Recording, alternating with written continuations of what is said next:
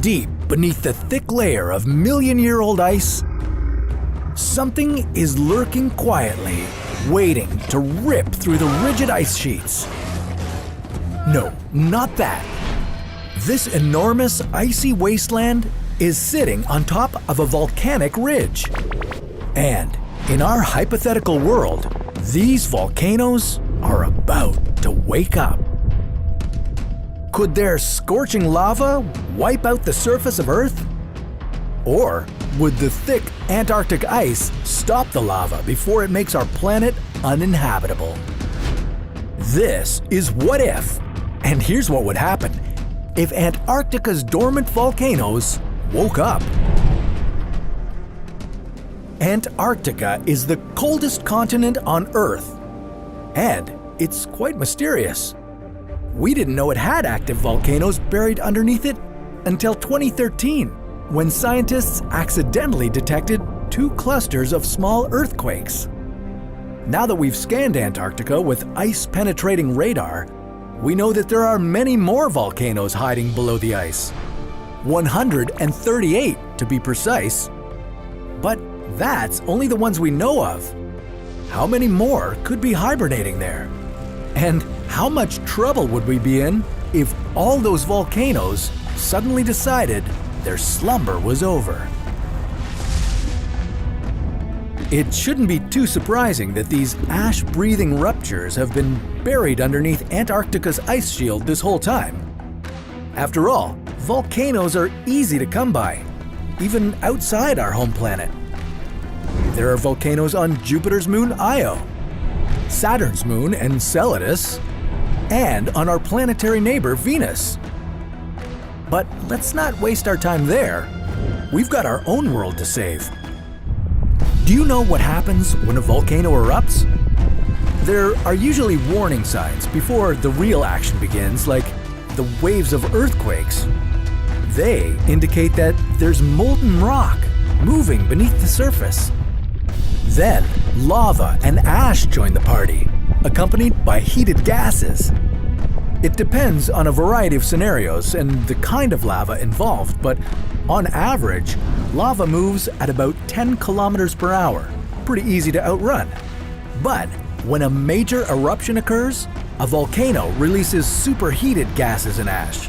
Combined, they create something called a pyroclastic cloud.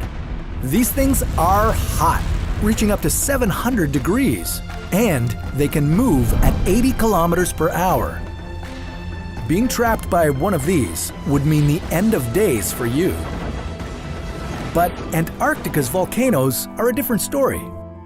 They're buried under layers of ice that are more than 4 kilometers thick in places. We wouldn't be dealing with volcanic gases making their way to the surface, at least as far as one eruption goes. The heat released would melt massive caverns in the ice, creating substantial amounts of meltwater. And that's when things would start getting ugly.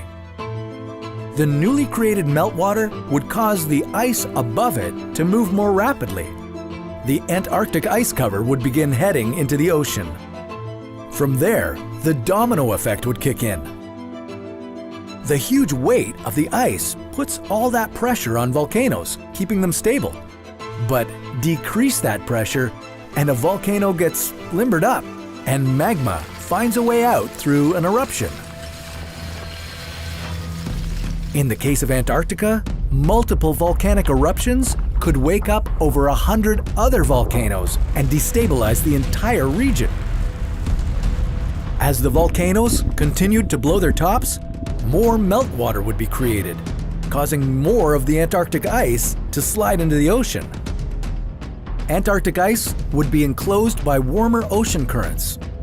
On one hand, we'd get a new look at Antarctic bedrock that's been hiding under the ice this whole time. On the other hand, the ice wouldn't just disappear into thin air, it would melt. And if all of Antarctica's ice melted, it would raise the global sea level by about 60 meters. Rising sea levels could contribute to major storms moving slower and dropping more rain. Hurricanes and typhoons would wreak havoc on the Earth's surface.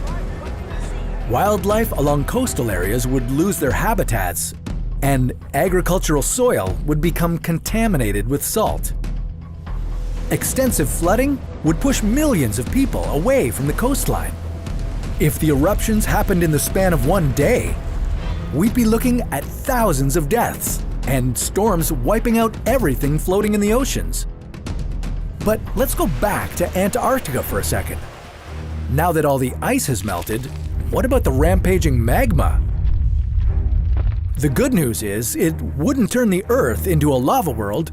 After all, the eruptions would occur underwater. The hot magma would solidify in the cold water of the Antarctic Ocean and maybe add more real estate to Antarctica's own bedrock. But things don't end there. When volcanoes erupt on land, they spew out heated gases, including carbon monoxide, methane, carbon dioxide, and nitrogen. To go along with this, there's usually some water vapor thrown into the mix. By some estimates, volcanoes are responsible for the release of 645 million tons of carbon dioxide every year. If the Antarctic volcano eruptions turned out to be powerful enough, they would blow open huge expanses of ice, allowing the release of even more toxic greenhouse gases. When one of Antarctica's surface volcanoes, Mount Takahe, erupted some 18,000 years ago, it spewed out the chemicals that ate a hole in the ozone layer. That hole warmed up the southern hemisphere and caused glaciers to melt. It helped wrap up the last ice age. Now, imagine over 100 volcanoes erupting all at once. That can't be good for our planet. But don't worry, Antarctica's volcanoes won't erupt all at once. If they start to wake up, it would take decades for anything substantial to happen. Me, I still think we should be ready for anything, even adapting to living underwater when sea levels rise. But that's a story for another What If.